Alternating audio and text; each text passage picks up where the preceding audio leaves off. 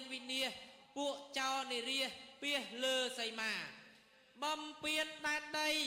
ជូជាតិអប្រិយចង្រៃអន្តការពុទ្ធបុត្រសពសល់កិច្ចកលឫស្យាកន្លងចេស្តាបាទជាជាតិជាទើបគ្រូប្រាអញឲ្យរុនទះបាញ់បំបែកក្បាលវានរស់ចូលបើកកំរើកសពវាចូលទាញពូជវាចុះនីអវជ័យដរាបចន្ទ្រាទិដ្ឋិតនៅនីជាប្រក្រដីព្រះត្រាស់អំបាលសាច់ក្រាលផែនដីក៏គុំពពបីប្រណីប្របានសពពាកផ្ដាសាចូលឈុតឆាប់រាការអំបាលបានឲ្យវារែកពុនទុរជនសាមានសំតាមលំដានសន្តានវា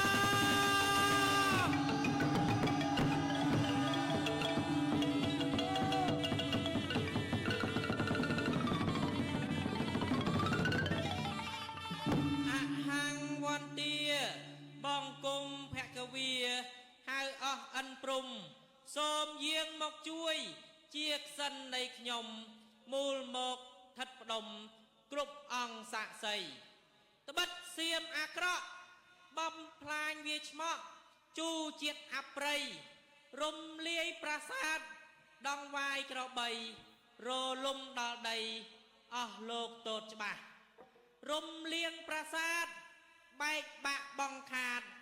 ហៅបាបក្រៃក្រាស់ទោសនេះស្មើទោសរំលាយព្រះចាស់ជាបាបធំណាស់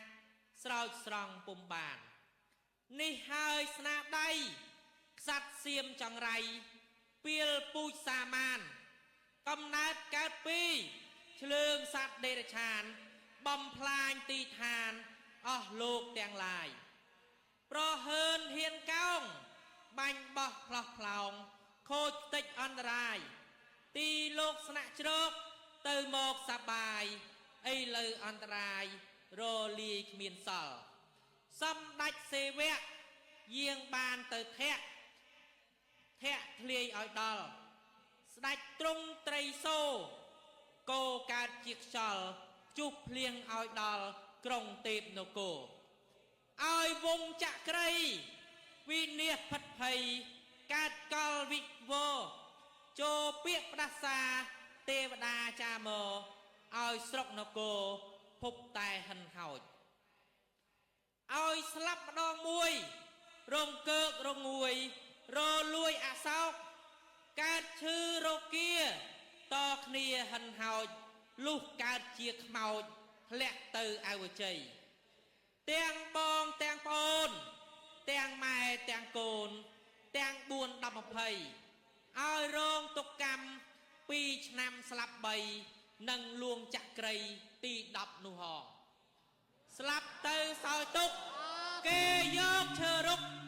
ដោតចាក់ពីខ្នងកាត់ជើងកាត់ដៃគេវាយគេចងគេធាក់ទាត់ផងឥតមានប្រណីរីបើទេវតាស្ថិតនៅរក្សា